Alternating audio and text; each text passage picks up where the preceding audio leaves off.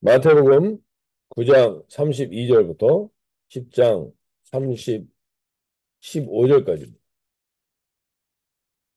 제가 새 번역 성경으로 읽어드릴 때 오늘도 하나님 주님이 약속을 붙드는 시간이 되게 해주십시오. 고백하며 나가겠습니다. 그들이 떠나간 뒤에 귀신이 들려 말 못하는 산 사람들이 예수께 데리고 왔다. 귀신이 쫓겨나니 말 못하는 그 사람이 말을 하게 되었다. 무리가 놀라서 말하였다. 이런 것은 이스라엘에서 처음 보는 일이다. 그러나 바리새파 사람들은 그는 귀신의 두목의 힘을 빌어서 귀신을 쫓아낸다 하고 말하였다. 예수께서는 모든 도시와 마을을 두루 다니면서 유대 사람의 여러 회당에서 가르치며 하늘나라의 복음을 선포하며 온갖 질병과 온갖 아픔을 고쳐주셨다. 예수께서 무리를 보시고 그들을 불쌍히 여기셨다. 그들은 마치 목자 없는 양과 같이 고생에 지쳐서 기운이 빠져 있었기 때문이다. 그래서 제자들에게 말씀하셨다. 추수할 것은 많은데 일꾼이 적다. 그러므로 너희는 추수하는 주인에게 일꾼들을 그의 추수밭으로 보내시라고 청하여라. 10장 연이어서 말씀드립니다. 예수께서 12제자를 부르셔서 더러운 귀신을 제어하는 권능을 주시고 그들이 더러운 귀신을 쫓아내고 온갖 질병과 온갖 허약함을 고치게 하셨다. 12사도의 이름은 이러하다. 첫째로 베드로라고 부르는 시몬과 그의 동생 안드레와 세베대의 아들 야고보와 그의 동생 요한과 빌립과 바돌로메와 도마와 세리마테와 알페의 아들 야고보와 하데오와 열혈당원 시몬과 예수를 넘겨준 가롯 사람 유다이다. 예수께서 이들 12를 내보내실 때에 그들에게 이렇게 명령하셨다. 이방 사람의 길로도 가지 말고 또 사마리아 사람의 고을에도 들어가지 말아라. 오히려 길 잃은 양떼인 이스라엘 백성에게로 가거라. 다니면서 하나님 나라가 가까이 왔다고 선포하여라. 앓는 사람을 고쳐주며 죽은 사람을 살리며 나병 환자를 깨끗하게 하며 귀신을 쫓아내어라. 거저 받았으니 거저 주어라. 전대에 금화도 은화도 동전도 넣어 다 가지고 다니지 말아라. 여행용 자루도 속옷 두 벌도 신도 지팡이도 지니지 말아라. 일꾼이 자기 먹을 것을 얻는 것은 마땅하다. 아무 고을이나 아무 마을에 들어가든지 거기서 마땅한 사람을 찾아내서 그것을 떠날 때까지 거기에 머물러 있어라. 너희가 그 집에 들어갈 때 평화를 빈다고 인사하여라. 그래서 그 집이 평화를 누리게 알맞으면 너희가 비는 평화가 그 집에 있게 하고 알맞지 않으면 그 평화가 너희에게 되돌아오게 하여라. 누구든지 너희를 영접하지 않거나 너희의 말을 듣지 않거든 그 집이나 그 고을을 떠날 때에 너희 발에 묻은 먼지를 떨어버려라. 내가 진정으로 너희에게 말한다. 심판 날에는 소돔과 고모라 땅이 그 고을보다 견디기 쉬울 것이다. 아멘. 오늘 우리가 예수님께서 귀신 들린 사람들을 고치시는 장면. 마태복음 8장 9장에서 우리는 10가지의 예수님의 기적과 이적을 보여주십니다. 10가지 병든 자들 치유하시고 귀신 들린 자를 고쳐주시는 장면들을 보여줍니다. 그래서 오늘 우리가 첫 번째로 좀 나눠보고 싶은 것이 오늘 이들에게 첫 번째, 그들이 나아갈 때 귀신 들려 말 못하는 사람을 예수께 데려왔다라는 고백이 나옵니다. 귀신이 들렸다는 것에 대해서 우리가 여러 가지로 생각할 수가 있지만 귀신이 들린 사람은 특별히 이상한 사람이다. 마치 흰 소복을 입은 한국 대표적인 귀신처럼 그걸 귀신이라고 생각할 수 있습니다. 물론 그것도 귀신일 수 있겠지만 여기서 그 중요하게 표현해 주는 게 32절에서 귀신 들려 말 못하는 사람을 예수께 데려오니 귀신 들려 말을 못하게 됐다. 귀신이 들렸다라는 것을 그리고 36절에도 보시면 무리를 보시고 불쌍히 여기시니 이는 그들이 목자 없는 양과 같이 고생하며 기진함이라. 예수님이 볼 때 귀신이라는 영역이 우리가 생각하는 것처럼 되게 이상하고 무섭고 공포스러운 존재로 드러나는 게 아니라 여기 귀신은 그 귀신이 들어와서 가장 먼저 망가뜨리는 것이 뭐냐면 소통을 망가뜨리는 겁니다. 말을 못하게 하여 사람과의 관계가 깨지고 하나님과의 관계가 더 이상 진전되지 않습니다. 그리고 귀신이 들린다는 특징 중에 하나는 마가복음에서 보면 폭력적이고 반사회적인 행동을 합니다. 가족과 사회의 관계가 끊어집니다. 그리고 마가복음 9장에서도 귀신자 들린 사람은 거꾸로 거품을 불면서 결국엔 온전한 소통을 막는 것, 정상적인 소통을 막는 것을 귀신 들렸다고 말하는 것입니다. 이러한 관점에서 보면 우리는 다 귀신에 들릴 때가 있습니다. 귀신에 사로잡힐 때가 있는 것입니다. 그것은 바로 우리가 소통이 단절되고 그리고 사람과의 관계가 무너지고 이런 것들에 가장 궁극적인 것이 어둠의 세력이 영향을 미친다는 겁니다. 오늘 저 여러분이 하나님의 말씀에 의지하여서 다시 한번 돌아보시면 34절에 귀신이 쫓겨나가고 이 사람이 회복되는 것을 보고 바리새인들은 이르되 그가 귀신의 왕을 의지하여 귀신을 쫓아낸다. 즉 소통이 계속 안 되는 단계로 들어가는 것 중에 하나가 자기가 잘 알지도 못하는데 아는 것처럼 이야기하는 것. 귀신의 왕을 의지하여 귀신을 쫓아낸다.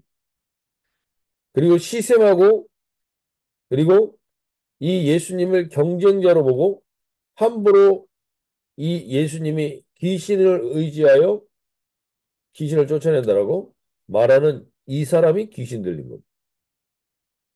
그러니까 우리는 오늘 이 아침에 다시 한번 돌아보시며 우리는 오늘도 우리도 모르게 귀신 들려 있을 때가 있습니다.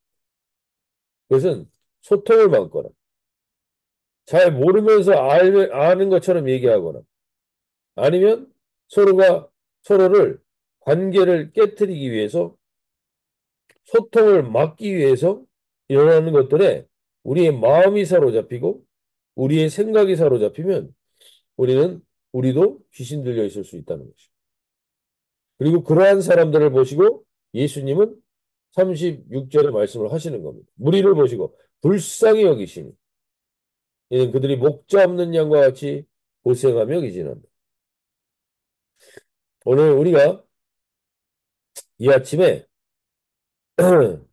무언가 소통을 막고 있고 관계를 단절시키고 있고 잘 모르는데 아는 것 같고 그리고 사람들에게 함부로 시샘하며 이야기하거나 아니면 자기를 보호하기 위해서 알지 못하는 것을 포장하거나 이런 모든 것들에 사탄은 우리를 우리에게 귀신 들리는 상황이 발생할 수 있습니다. 반대로 성령님은 귀신과 비슷한 부분이 있습니다. 그거는 뭐냐면 우리 마음 안에 들어오신다는 겁니다. 우리의 생각 안에 들어오신다는 겁니다. 그건 더욱 비슷하지만 우리의 마음과 생각에 들어와서 성령님은 말 소통을 하게 하시고 어둠을 떠나가게 하시고 결국 성령님께서 우리에게 하시는 대표적인 일을 35절에서 이렇게 얘기하십니다. 예수께서 모든 도시와 마을을 두루 다니사 그들의 회당에서 가르치시며 천국 복음을 전파하시며 모든 병과 모든 약한 것을 고치시니. 우리가 오늘 이 아침에 무엇보다도 하나님이 우리를 통해서 이러한 소통이 이루어지시길 원합니다. 예수님은 무엇을 가르치셨겠습니까? 인생을 가르치십니다. 하나님이 만들어 놓은 인생의 원리를 가르치십니다. 무엇을 통해서? 말씀을 통해서. 그리고 천국 복음을 전파하십니다. 즉 하나님의 통치를 선포하십니다. 하나님이 통치하시는 것. 그곳에는 죄가 사라집니다. 하나님이 통치하는 곳에서는 죄가 사라집니다. 지금 죄의 핵심이 뭡니까? 죄의 핵심은 내가 하나님이 되어서 있는 겁니다. 내가 하나님이 되어서 판단하고 내가 하나님이 되어서 발언하고 내가 하나님이 되어서 나가는 모든 것이 죄의 근원입니다. 그 죄의 근원에는 언제나 귀신이 따라붙습니다. 사탄이 따라붙습니다. 반대로 천국 복음은 천국의 핵심은 하나님의 통치하는 겁니다.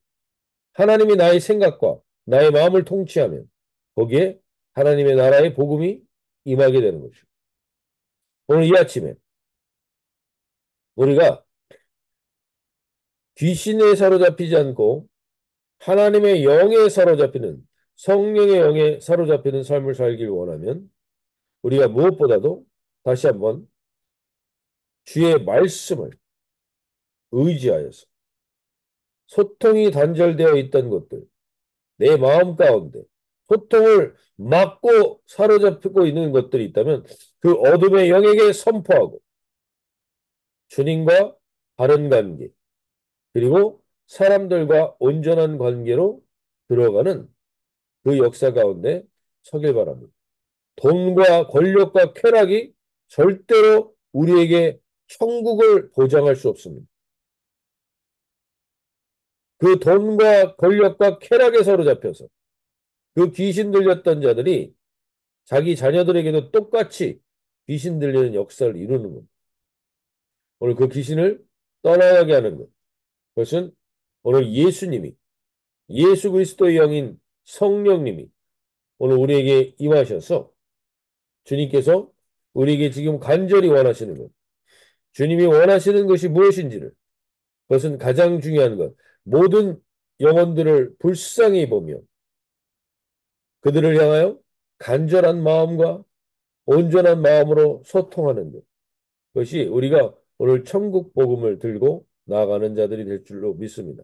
예수님과 함께하는 곳에서는 반드시 이 일이 일어납니다. 내가 지금 예수님과 함께하고 있는가? 아니면 귀신과 함께하고 있는가? 분명히 오늘도 분별하며 나가는 이 하루가 되게 해달라고 고백하며 나가실 수 있기 바랍니다. 오늘 성령님께서 우리 가운데 그 주님을 의지하며 나가게 하실 줄로 믿습니다. 주여 우리 가운데 그 은혜를 허락하여 주시옵소서 고백하며 나갈 수 있길 바랍니다. 오늘 주님이 우리를 통해서 이루실 일이 있습니다. 오늘 무엇보다도 그러기 위해서 우리에겐 귀신의 역사나 귀신의 사통의 단절을 이루는 그 어둠의 세력들을 떠나가게 하고 성령님이 우리 안에 다스리시사 나로 인하여 주님의 말씀을 드러나게 하시고 천국 복음을 전파하며 모든 병과 모든 약한 것을 고치는 주님의 통로로 살아가는 하루가 되게 해달라고 기도하고 선포하며 나가실 수 있기 바랍니다. 두 번째로 오늘 예수님은 이것을 추수할 일꾼이 필요하다는 것을 알게 됩니다. 이러한 영혼이 너무 많다는 겁니다. 이렇게 귀신에 사로잡혀서 자기의 인생을 탕진하며 어디로 가야 할지를 모르는 사람들이 너무 많다는 겁니다. 그래서 주님이 그걸 혼자 주님 혼자서 그를 하실 수 없고 추수할 일꾼을 보내달라고 기도하며 나가시면서 12명의 제자를 뽑으십니다. 12명의 제자. 10절에서 그래서 10장 1절에서 예수께서 그의 12제자를 부르사 더러운 귀신을 쫓아내며 이 일이 우리가 해야 될 일입니다. 모든 병과 모든 약한 것을 고치는 권능을 주신 오늘 주님께서 12명의 제자를 뽑으시면서 이야기합니다. 왜 12명을 뽑으셨을까?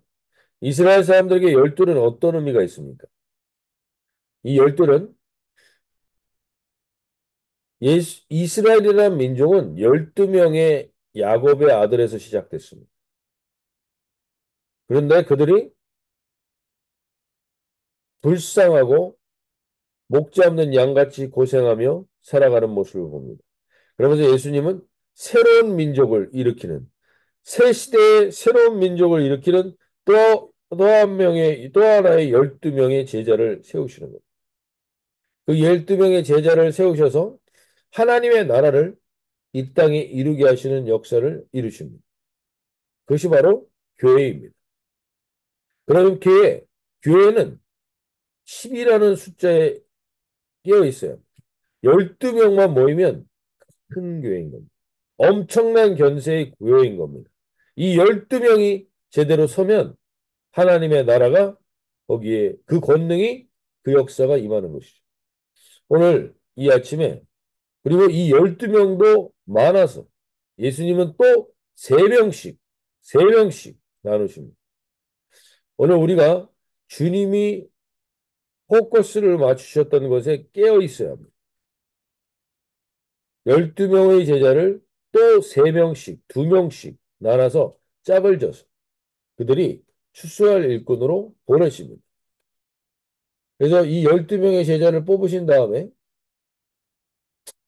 예수님은 이들 보내십니다.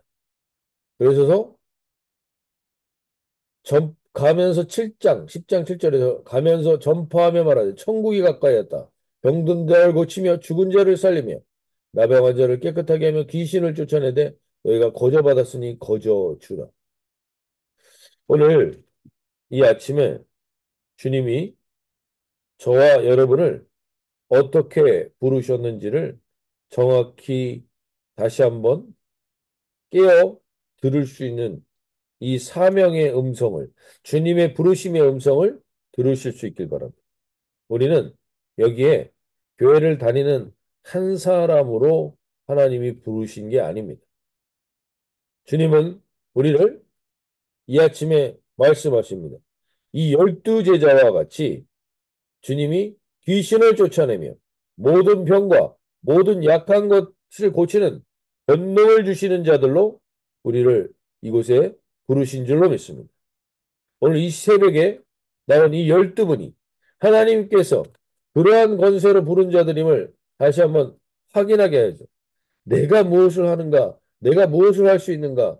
나 같은 사람이 어떻게 그런 일을 하는가? 라고 생각하실지 모르지만 주님이 오늘 말씀하십니다. 내가 하는 게 아니라 10장 1절에서 다시 한번 명확하게 얘기해 주십니다. 예수께서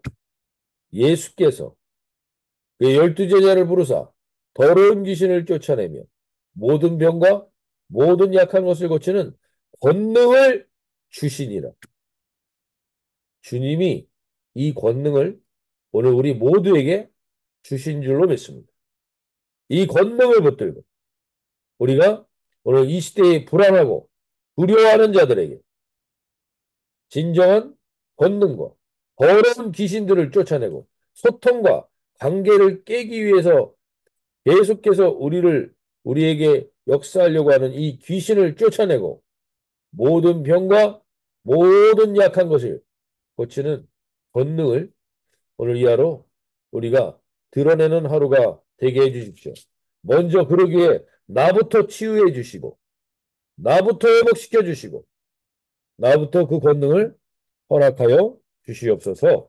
이렇게 믿음으로 간구하고 기도하며 나가실 때 오늘 주님은 우리를 통해서 12제자를에게만 주셨던 권능이 아니라 우리 모두 12제자를 통해서 세워진 모든 교회에 주신 권능, 이 권능을 누리고 확인하며 검증하는 하루가 되게 해달라고 기도하며 나가실 수 있길 바랍니다. 마지막으로 13절에 이렇게 얘기합니다. 12절 13절에 또 그 집에 들어가면서 평안하기를 빌라. 그 집이 이에 합당하면 너희의 빈 평안이 거기 임할 것이요.